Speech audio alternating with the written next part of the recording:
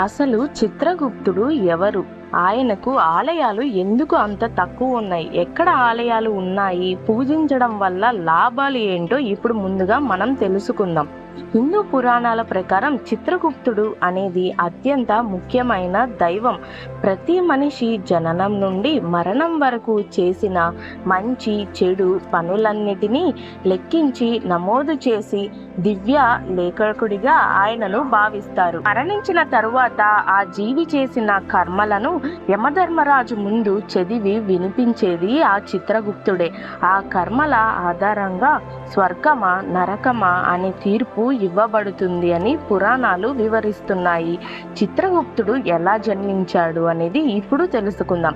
ఒక పురాణ కథనం ప్రకారం ప్రపంచంలోని కోట్లాది జీవుల కర్మలను గుర్తించుకోవడం యమధర్మరాజుకు కష్టంగా మారింది. అప్పుడు ఆయన సృష్టికర్మ బ్రహ్మను ప్రార్థించాడు. బ్రహ్మ తన మనస్సు మరియు దివ్య శరీరం నుండి ఒక ప్రకాశవంతమైన పురుషుడిని సృష్టించాడు. అతని చేతిలో కలం, దవాతం మరియు లెక్కల పుస్తకం ఉండేది. చిత్ర అంటే మనస్సు రూపొందించుకున్నది అని, గుప్త అంటే రహస్యంగా ఉంచబడినది. అందుకే ఆయనకు చిత్రగుప్తుడు అనే పేరు వచ్చింది. చిత్రగుప్తుడు చేసే పని ఏంటో ఇప్పుడు చూద్దాం. చిత్రగుప్తుడు ప్రతి మనిషి చేసే ప్రతి ఆలోచన, ప్రతి మాట, ప్రతి పని అన్నిటినీ నమోదు చేస్తాడని చెప్పవచ్చు. దానం, పుణ్యం, సేవ, భక్తి వంటి మంచి పనులతో పాటు అబద్ధం, మోసం, హింస, అన్యాయం వంటి చెడు పనులను కూడా సమానంగా నమోదు చేస్తాడు. ఆయన దగ్గర ఎలాంటి పొరపాటు ఉండదని, ఎటువంటి పక్షాతాపం చూపించడని పురాణాలు చెబుతున్నాయి. యమలోకంలో చిత్రగుప్తుడు ఏమి చేస్తారు, ఏమి జరుగుతుందో ఇప్పుడు చూద్దాం. ఒక వ్యక్తి మరణించిన తరువాత అతని ఆత్మ యమలోకానికి చేరుతుంది. అక్కడ చిత్రగుప్తుడు తన దివ్య గ్రంథాన్ని తెరిచి ఆ వ్యక్తి జీవితంలో చేసిన కర్మలను చదువుతాడు. వాటి ఆధారంగా యమధర్మరాజు తీర్పు ప్రకటిస్తాడు. మంచి కర్మలు ఎక్కువైతే స్వర్గానికి, పాపాలు ఎక్కువైతే నరకం లేదా తదుపరి జన్మ నిర్ణయించబడుతుంది అని చెప్పవచ్చు. చిత్రగుప్తుడి సందేహం. చిత్రగుప్తుడు కథ మనకు ఒక గొప్ప సందేశాన్ని ఇస్తుంది. మనం చేసే ప్రతి పని విలువైనదే అని చెబుతుంది. ఎవరు చేయకూడని ప్రతి కర్మ ఫలితం ఉంటుందని ఈ కథ బోధిస్తుంది. అందుకే ధర్మంగా జీవించడం, నిజాయితీగా ఉండడం, ఇతరులకు సహాయం చేయడం, తల్లిదండ్రులను గౌరవించడం, దైవభక్తితో జీవించడం, మంచి పనులు చేయడం అని పురాణాల ప్రకారం చిత్రగుప్తుడు మనకు సందేశం ఇస్తున్నారు అని చెప్పవచ్చు. ఇప్పుడు చిత్రగుప్తుడికి ఎలా పూజించాలి, ఎందుకు పూజిస్తారు అనేది తెలుసుకుందాం. చిత్రగుప్తుడికి పూజ ఎందుకు చేస్తారంటే, పురాణాల ప్రకారం ఆయన ప్రతి మనిషి చేసిన పుణ్యాలు, పాపాలు, కర్మాలు అన్నిటినీ లెక్కించి ధర్మరాజుకు తెలియచేసే దివ్య లేఖకుడు. చిత్రగుప్తుడిని పూజించడానికి కారణాలు తాము చేసిన తప్పులను గ్రహించి సత్ప్రవర్తనతో జీవించేందుకు, పాపకర్మలు తగ్గి పుణ్యకర్మలు పెరగాలని ప్రార్థించేందుకు చిత్రగుప్తుడిని ప్రార్థిస్తాము. ధర్మబద్ధమైన జీవితం గడపడానికి ఆశీర్వాదం కోరేందుకు పూజిస్తాము. యమలోకంలో తమ కర్మలు, లెక్కలు అనుకూలంగా ఉండాలని భక్తితో ప్రార్థిస్తాము. ముఖ్యంగా చిత్ర పౌర్ణమి రోజున దక్షిణ భారతదేశంలోని అనేక ప్రాంతాలలో చిత్రగుప్తుడికి ప్రత్యేక పూజలు చేస్తారు. ఈ రోజున ఉపవాసం ఉండడం, దానం చేయడం, మంచి పనులు చేయడం వల్ల మన కర్మలు మంచిగా ఉంటాయి అని చెప్పవచ్చు. అయితే చిత్రగుప్తుడిని పూజిస్తే పాపాలన్నీ పూర్తిగా తొలగిపోతాయి అని కూడా చెప్పవచ్చు. హిందూ సాంప్రదాయంలో ప్రధానంగా చెప్పే విషయం ఏమిటంటే, నిజమైన మార్పు మంచి కర్మలు, పూజ, దానాలు, ధర్మంగా జీవించడం, భక్తితో ఉండడం ద్వారా మనకు మంచి కర్మలు కలుగుతాయి. ఇప్పుడు చిత్రగుప్తుని దేవాలయాలు ఎక్కడ ఉన్నాయో చూద్దాం. ఆంధ్రప్రదేశ్లో చిత్రగుప్తుడి దేవాలయం కేవలం ఒకటి ఉంది. ఇంత అరుదైన దేవాలయం హైదరాబాద్ పాత బస్తీ కందికల్ గేట్ ప్రాంతంలో ఉంది. దాదాపు 250 ఏండ్ల క్రితం ఇక్కడ చిత్రగుప్త దేవాలయాన్ని నిర్మించారు. నిజాం నవాబుల కాలంలో రాజా కిషన్ హర్ష దీన్ని అభివృద్ధి చేశారు. కిషన్ షర్దార్ పూర్వీకులు ఈ దేవాలయాల్లో అంకురార్పణ కృషి చేసినట్టు తెలుస్తుంది. వాస్తవానికి ఈ దేవాలయాల నిర్మాత ఎవరు అనే విషయం స్పష్టత లేదు. ఉత్తరప్రదేశ్, బీహార్ నుండి వలస వచ్చిన కార్యస్తులు దీన్ని నిర్మిస్తున్న ప్రచారం కూడా ఉంది. ఈ ఆలయంలో పంచలోహ విగ్రహం కొన్నేండ్ల క్రితం చోరీ అయ్యింది అని కూడా చెప్పవచ్చు. కొన్ని పురాణాల ప్రకారం చరిత్ర ఏమి చెబుతుందో ఇప్పుడు మనం చూద్దాం. ఒకనాడు బ్రహ్మకు జీవుల పాపపుణ్యాలు సంబంధించి వివరాలు సేకరించడం పెద్ద సమస్యగా మారింది. దీని పరిష్కారం కోసం 11,000 సంవత్సరాల ధ్యాన ముద్రలోకి వెళ్ళాడు. ధ్యాన ముద్రలో నుండి బ్రహ్మ కళ్ళు తెరిచి చూసేసరికి చేతిలో పుస్తకం, పెన్ను, నడుం భాగంలో ఖడ్గం ధరించిన అజానుబాహుడు కనిపిస్తాడు. అప్పుడు బ్రహ్మ, పురుష, నీవు ఎవరు, ఎచ్చటి నుండి వచ్చావు అని అడగగా, పురుషుడు, నీ చిత్ర శరీరంలో గుప్త అంటే రహస్యం అని నివసిస్తూ ఉన్నాను, నీ లోపలి నుంచే వచ్చాను అని చెప్పారు. ఇప్పుడు నాకు నామకరణం చెయ్యండి అని అడగగా చిత్రగుప్తుడు అని నామకరణం చేశారు. అప్పుడు బ్రహ్మ, నీవు నా శరీరంలో రహస్యంగా తలదాచుకున్నావు కాబట్టి నీవు చిత్రగుప్త అనే పేరుతో వెలుగొందుతావు. జీవుల శరీరాల్లో తలదాచుకుని వారి మంచి చెడుల గూర్చి తెలుసుకుని పాపాత్ములకు శిక్షలు పడే విధంగా కృషి చేయి అని బ్రహ్మ చెప్పాడు. అప్పుడు చిత్రగుప్తుని సంస్కృతంలో కాయాస్త్ అని కూడా అంటారు. చిత్రగుప్తుడు హిందువుల్లోని కాయాస్త్ కులానికి చెందినవాడని అందరూ భావిస్తూ ఉంటారు. కాయాస్తుల కులదైవం కూడా చిత్రగుప్తుడే అని చెప్పవచ్చు. చిత్రగుప్తుడికి 2 భార్యలు. మొదటి భార్య సూర్య దక్షిణి నందిని. ఈమె బ్రాహ్మణ స్త్రీ. ఈమె ద్వారా 4 కుమారులు, 4 కుమార్తెలు కలరు. రెండవ భార్య పార్వతి శోభావతి. ఈమె క్షత్రియ స్త్రీ. ఈమె ద్వారా 8 మంది కుమారులు, 8 మంది కుమార్తెలు కలరు. ప్రస్తుతం పాత బస్తీలోని చిత్రగుప్త దేవాలయం 4 గుళ్ళు దేవాలయం మారింది. ఇక్కడే శివాలయం, సాయిబాబా ఆలయం, ఆంజనేయ స్వామి ఆలయం, అయ్యప్ప ఆలయం, ఇలా 4 ఆలయాలతో పాటు ఈ చిత్రగుప్త దేవాలయం కొనసాగుతుంది అని చెప్పవచ్చు. కనుక 4 గుళ్ళు దేవాలయంగా పిలువబడుతుంది. ఈ 4 గుళ్లకు కలిపి 2 పూజారులు ఉన్నారు. చిత్రగుప్తుడి పూజలో ఉపయోగించే వస్తువులు విచిత్రంగా ఉంటాయి. అవి పెన్ను, పేపరు, ఇంకు, తేనె, వక్కపొడి, అగ్గిపెట్టి, చక్కెర, గంధం, చెక్క, ఆవాలు, నువ్వులు, తమలపాకులు మరియు న్యాయం, శాంతి, అక్షరాస్యత, విజ్ఞానం, ఈ 4 గుణాలు పొందడానికి చిత్రగుప్తుడిని పూజిస్తారు. ఈ ఆలయంలో దీపాలు 2 రోజులు మాత్రమే ఘనంగా జరిగే ఉత్సవం తప్పించి మరియు మామూలు రోజుల్లో కూడా పెద్దగా పూజలు జరగవు అని చెప్పవచ్చు.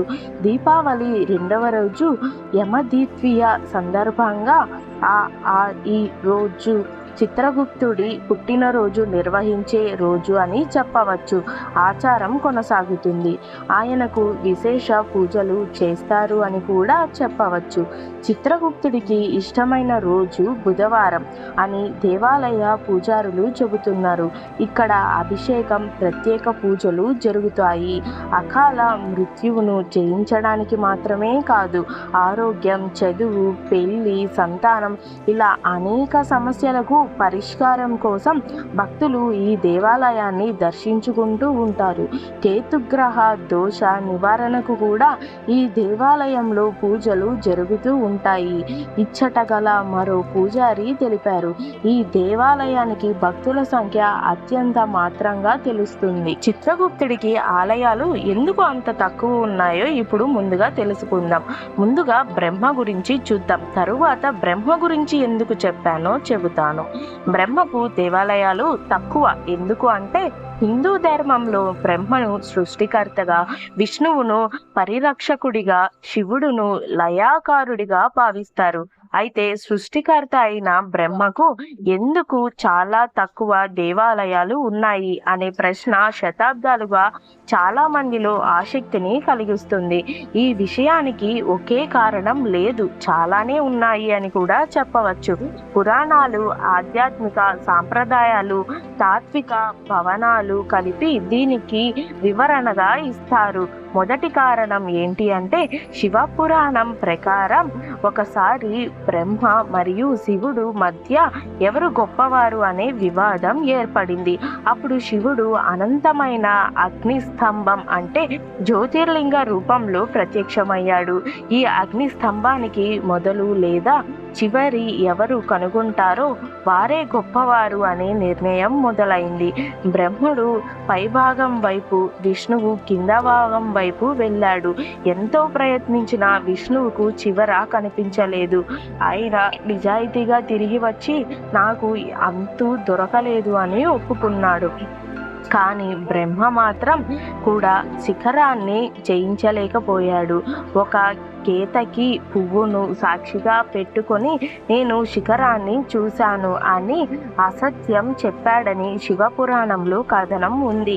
దీంతో శివుడు కోపించి, నీవు అసత్యం చెప్పావు కనుక భూమిపై నీకు విస్తృతమైన పూజలు, ఆలయాలు ఉండవు అని శపించాడు అని కారణాలు ఉన్నాయి.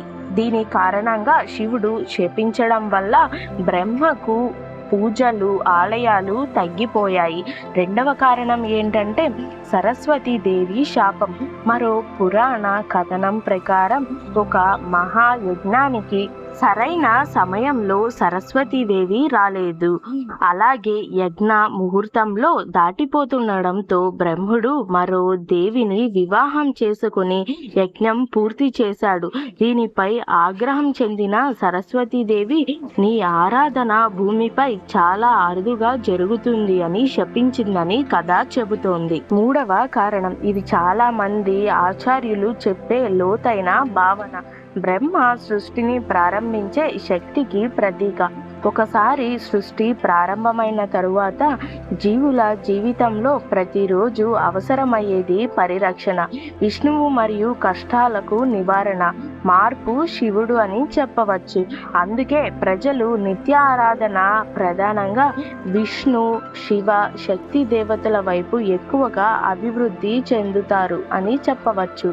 నాలుగవ కారణం, హిందూ తత్వంలో ప్రతి జీవి తన కర్మల ప్రకారం జీవిస్తాడు. ఆ జన్మను ప్రసాదించే సృష్టికర్త బ్రహ్మ.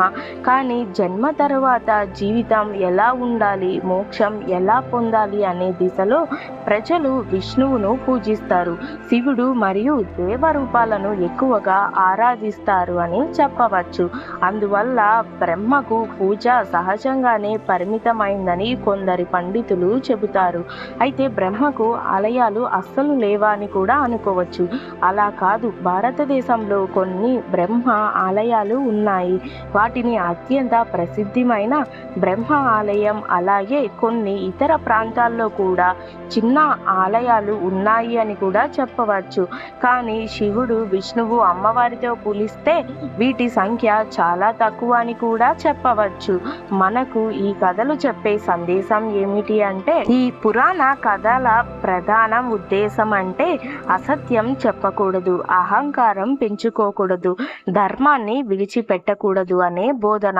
అందుకే బ్రహ్మకు సంబంధించిన కథలను శాపం కథగా మాత్రమే కాకుండా సత్యం మరియు వినయానికి సంబంధించిన ఆధ్యాత్మిక సందేహం కూడా చూడాలి. కాబట్టి బ్రహ్మకు ఆలయాలు తక్కువగా ఉండడానికి పురాణాల్లో చెప్పబడిన శాప కథలు ప్రసిద్ధమైన కారణాలు. అదే సమయంలో హిందూ తత్వానికి దీనికి మరింత లోతైన ఆధ్యాత్మిక వివరాలు కూడా ఉన్నాయి అని కూడా చెప్పవచ్చు. ఇప్పుడు మనం బ్రహ్మ గురించి ఎందుకు తెలుసుకున్నాము అంటే, యమధర్మరాజు లెక్కలు చూడలేక బ్రహ్మను వచ్చి అడిగారు కనుక బ్రహ్మదేవుడు తపస్సు చేసి మరియు అలాగే తన మనస్సు నుంచి ఒక విచిత్రమైన రూపం బయటకు వచ్చింది కనుక మనం ఈ కథను తెలుసుకున్నాము. బ్రహ్మ యొక్క మరొక రూపమే ఈ చిత్రగుప్తుడు. బ్రహ్మకు ఆలయాలు తక్కువ ఉన్నాయి కనుక ఈ చిత్రగుప్తుడికి కూడా ఆలయాలు చాలా వరకు తక్కువగా ఉన్నాయి అని చెబుతున్నాము.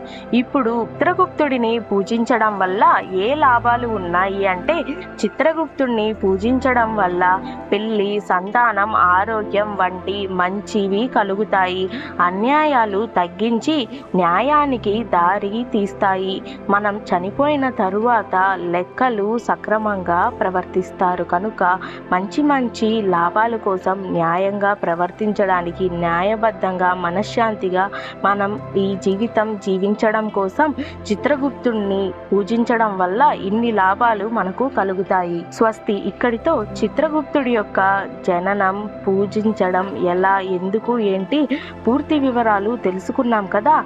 ఎలా అనిపించింది ఏంటి అనేది తప్పకుండా కామెంట్ చేయండి. ఇలా యూనిక్గా మిస్టరీ వీడియోస్ కోసం తెలుసుకోవాలి అంటే ఇప్పుడే నా ఛానల్ని సబ్స్క్రైబ్ చేసుకొని వాచ్ చేస్తూ ఉండండి. రేపు ఇంకొక కొత్త ఇంట్రెస్టింగ్ వీడియోతో ఇంకొక వీడియోలో కలుసుకుందాం. ఇలాంటి ఇంట్రెస్టింగ్ వీడియోల కోసం, ఇన్ఫర్మేటివ్ వీడియోల కోసం ఇప్పుడే నా ఛానల్ని సబ్స్క్రైబ్ చేసుకొని వాచ్ చేస్తూ ఉండండి. Thank you for watching Teju epic book. Please subscribe.